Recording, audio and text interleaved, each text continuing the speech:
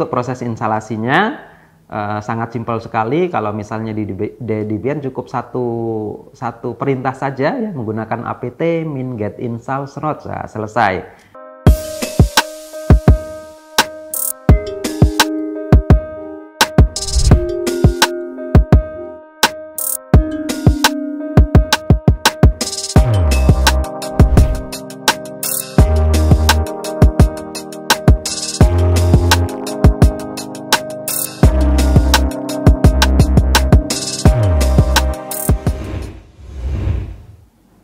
Tapi kalau yang anomaly base mungkin terjadi adanya salah deteksi. Ya, mungkin terjadi adanya salah deteksi. Nah, kemudian kalau signature base dia tidak bisa mendeteksi adanya ancaman baru atau adanya serangan baru. Si signature base ini, pendekatan signature base tidak bisa mendeteksi serangan yang baru. Kenapa? Karena tidak ada di dalam database, ya. Tapi kalau yang pendekatan anomaly base, mungkin ya si anomaly base ini dia bisa mendeteksi adanya serangan yang baru. Ketika ada serangan baru bisa dideteksi dengan menggunakan pendekatan anomaly base. Nah, itu kelebihan dan kekurangannya. Dan dalam implementasinya itu bisa menggunakan hybrid ya. Jadi bisa menggunakan penggabungan signature base dan anomaly base untuk mendapatkan deteksi yang akurat.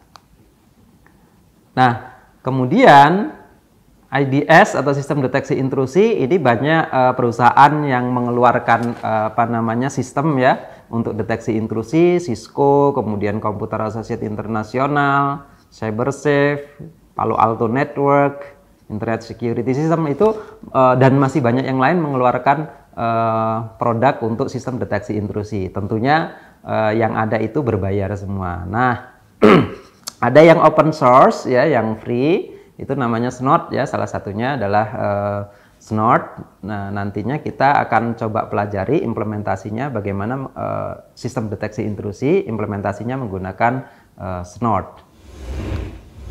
Oke. Nah, kenapa Snort? Jadi yang pertama tadi open source ya. Open source ya, free, bisa kita gunakan ya. Bisa kita gunakan tanpa harus membayar. Nah, dan juga punya kemampuan untuk tidak hanya sebagai sistem deteksi intrusi, tapi memiliki kemampuan juga untuk intrusion prevention system. Ya, jadi untuk pencegahan, tidak hanya mendeteksi, tapi Snort ini juga memiliki fitur untuk mencegah terjadinya serangan dan bisa memonitor real traffic ya. Trafficnya itu bisa dimonitor secara real time. Nah, itu kenapa menggunakan Snort. Kemudian yang berikutnya adalah multi-platform software. Jadi mau di Linux, mau di Windows gitu, mau di Unix dan seterusnya iOS ya, itu juga Snort ini bisa berjalan ya, bisa diinstal dan bisa digunakan. Nah, bagaimana cara kerjanya ya? Jadi Snort ini adalah salah satu software bisa difungsikan sebagai sistem deteksi intrusi. Bagaimana cara kerjanya? Cara kerja sistem deteksi intrusi ini adalah berdasarkan rule ya. Jadi berdasarkan rule. Jadi ada beberapa aturan yang didefinisikan ya. Aturan-aturan yang didefinisikan ya. Ya, sesuai dengan aktivitas network yang yang mencurigakan ya. Jadi kita bisa mendefinisikan rule-rule yang akan kita gunakan yang menyatakan bahwasanya oh ini adalah aktivitas network yang mencurigakan atau merupakan serangan. Nah, ini untuk proses instalasinya sangat simpel sekali. Kalau misalnya di Debian cukup satu perintah saja ya, menggunakan apt min get install snot, nah, selesai. Tapi kalau mau melakukan instalasi secara manual ya bisa di-download dulu Snort-nya, kemudian diekstrak, kemudian baru diinstal. Nah, langkah-langkahnya itu bisa dilihat. Nah, kemudian Snort sendiri itu selain difungsikan sebagai IDS ya, dia bisa berfungsi sebagai sniper ya. Jadi mode Snort itu sendiri ada 3. Yang pertama adalah sebagai sniper ya. Kemudian sebagai paket logger, dan yang ketiga adalah sebagai intrusion detection system. Nah, sebagai sniper apa? Jadi Snot ini mampu membaca paket yang lewat di dalam sebuah jaringan. Ya, traffic dibaca dan ditampilkan di layar. Jadi trafficnya kelihatan, ya, terlihat, bisa dilihat di layar. Nah, ini sebagai sniffer. Nah, kemudian kalau yang kedua bisa sebagai fungsi paket logger, ya. Jadi tidak hanya ditampilkan, tapi disimpan di dalam sebuah file. Gunanya apa? Untuk dianalisa pada tahap berikutnya. Jadi bisa disimpan di dalam file traffic yang ada, di capture, direkam, dimonitor, kemudian disimpan di dalam sebuah file. Nah, ini mode paket logger. Kemudian yang ketiga adalah sebagai IDS. Nah, ini jadi si Snot ini bisa difungsikan sebagai sistem deteksi intrusi. Selain dimonitor tadi, kemudian disimpan, dia bisa melakukan analisa terhadap traffic yang ada, ya. Ada nggak traffic yang mencurigakan, ada nggak aktivitas yang mencurigakan, dan memberikan alert gitu ya, dan memberikan pesan. Jadi kalau mode IDS, dimonitor trafficnya, kemudian dianalisa ada serangan atau tidak. Ketika ada serangan akan dimunculkan alert atau notifikasi, ya, akan ada notifikasi yang muncul bahwasanya oh ini serangan. Nah, ini beberapa perintah, ya, contoh perintah untuk mode sniper, ya, sniper. Kemudian ini, ya, contoh untuk paket logger, ya, ./snot, mindev, minl, ./log gitu, ya. Nah, ini contohnya. Dan ini perintah, contoh perintah untuk snot yang difungsikan sebagai sistem deteksi intrusi, ya. Jadi di situ ada konfigurasi. Nah, kemudian oh ya, ini contoh alertnya, ya, contoh alertnya yang ditampilkan di dalam layar. Jadi akan muncul ketika ada aktivitas yang mencurigakan berdasarkan rule yang kita buat. Nah, kemudian tadi kita sampaikan bahwasannya Snot itu bekerja berdasarkan rule, ya.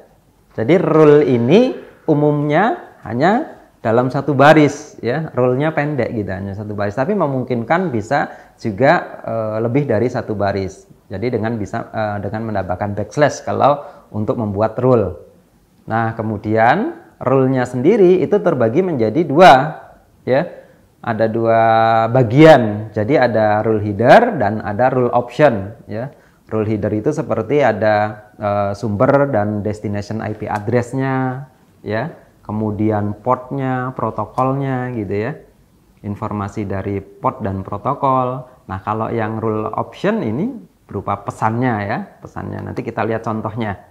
Nah, ini contoh dari rule, ya, di Snot.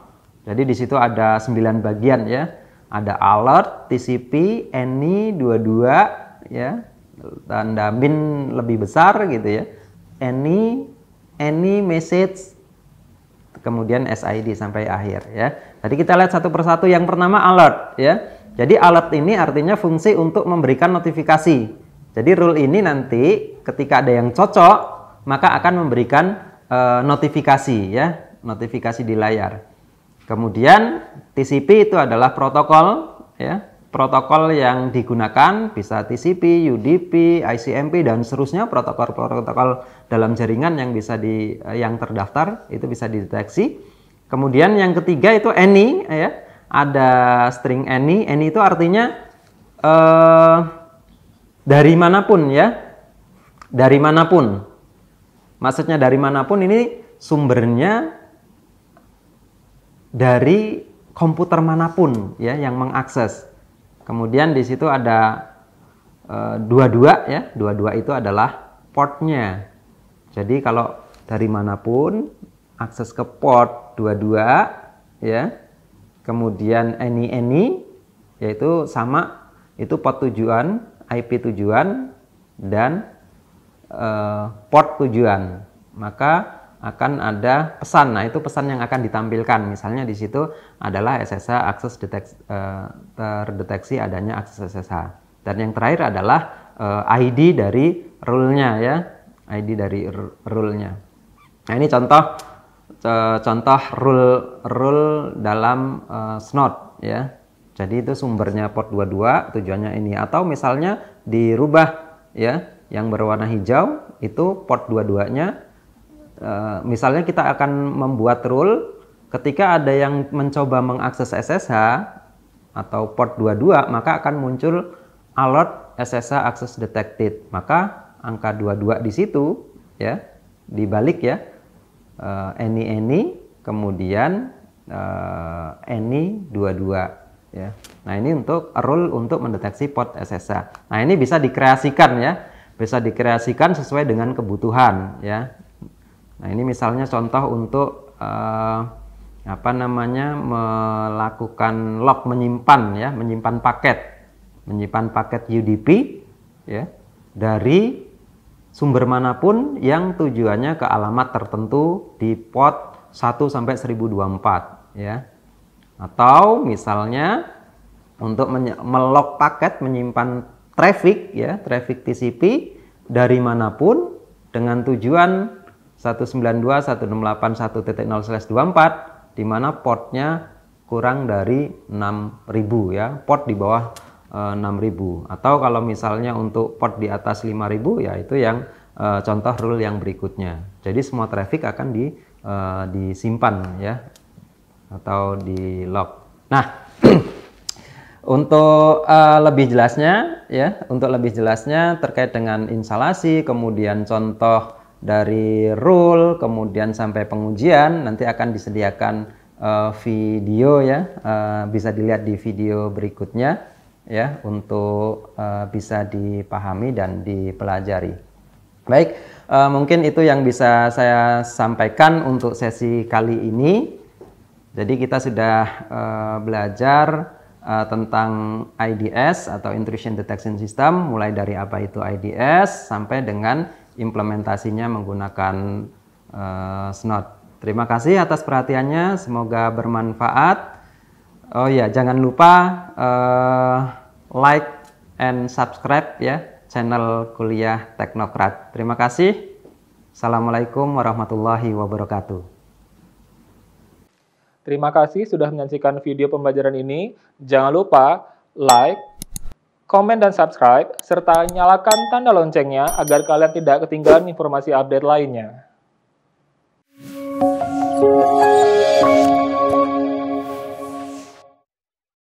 Selanjutnya, kita saksikan video Profil Universitas Teknokrat Indonesia.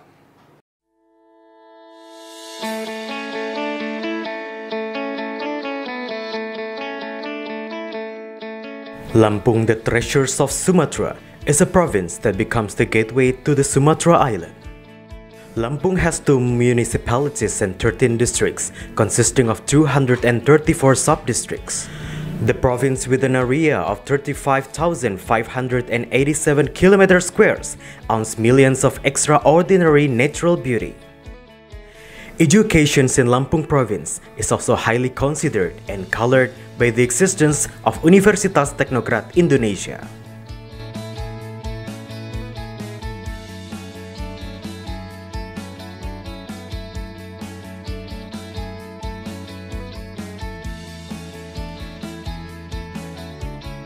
Universitas Teknokrat Indonesia has 3 faculties and 12 study programs. Faculty of Engineering and Computer Sciences with the 6 study programs: Electrical Engineering, Civil Engineering, Computer Engineering, Information Technology, Informatics, and Information System. Faculty of Economics and Business with 2 study programs: Management and Accounting.